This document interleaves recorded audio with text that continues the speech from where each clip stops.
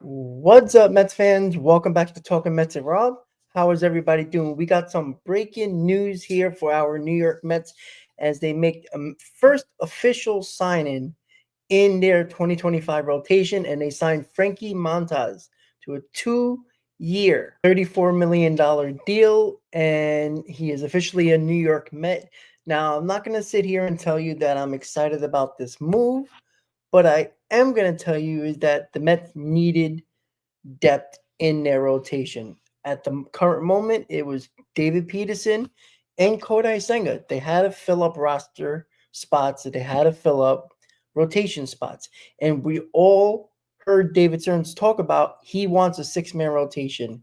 And this is how you build a back end of the rotation. This is not a guy who is going to be a number 2 starter, number 1 starter, probably not even a number 3 starter. He'll probably be a 4 or 5, if not a 6. So everybody's going to say this is a massive overpay for Frankie Montas, but I just want to go back to just last offseason. $13 million for 1 year for Luis Severino after his worst stats of his career. He's got $13 million. Starting pitching is still a premium, even if you have over 4 ERA when it comes to a pitcher, a starting pitcher.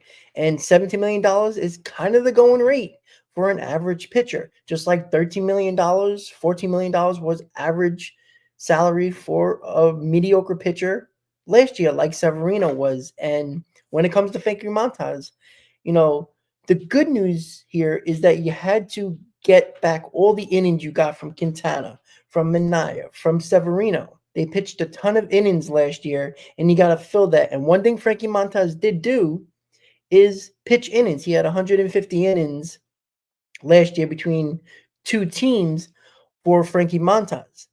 When he was with Cincinnati and when he was with Milwaukee, he threw a total of 150 innings, which was the most since his 2021 season, as we'll get into his stats in just a little bit. Is this a good sign-in? This is another reclamation project, right? This is definitely a Severino 2.0, right? Similar age, similar stature, similar way of pitching, even though he doesn't have the repertoire that Severino has. Severino was much worse when the Mets signed Frankie Montas. And again, Frankie Montas is probably going to be a number 5 or a number 6 in this rotation. As David Stearns did say, a 6-man rotation is very likely if they can do a 6-man rotation, which I'm assuming they're going to do.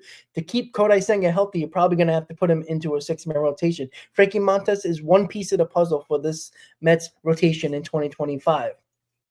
When we look at his stats last year, again, he had a really mediocre season, right? He threw 30 starts, which was more than he ever has since 2021.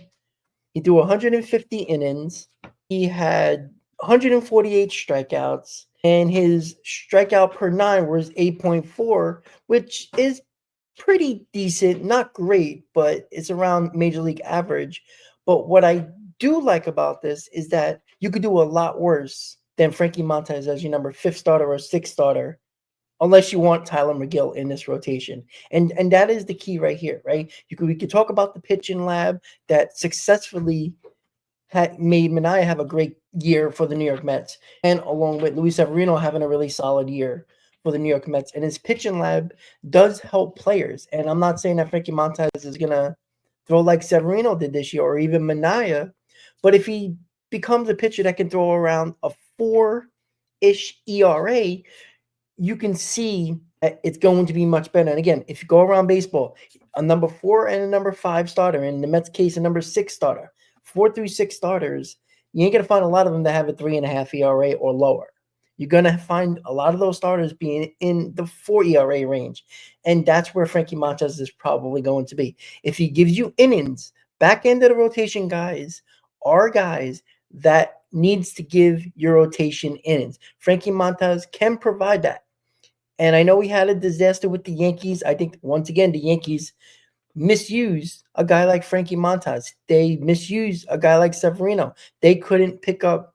He was tipping pitches. With Frankie Montas, it wasn't that he was tipping pitches. He's just, not what he was 5 years ago with Oakland. But can he be a quality pitcher in the back end of the rotation? Absolutely. Again, I'm not about this signing, but it is definitely needed when you have two guys in your rotation in this offseason in Kodai Senga and David Peterson. So good news is that the Mets are filling out their rotation. Now, there's a lot more to come, but for the Mets and Frankie Montas, 2 years, $34 million. Once again, guys, if you enjoyed this video, hit on that like button. If you're enjoying my content, want to see more, want to get notified when I post my videos, and when I go live, you guys know what to do.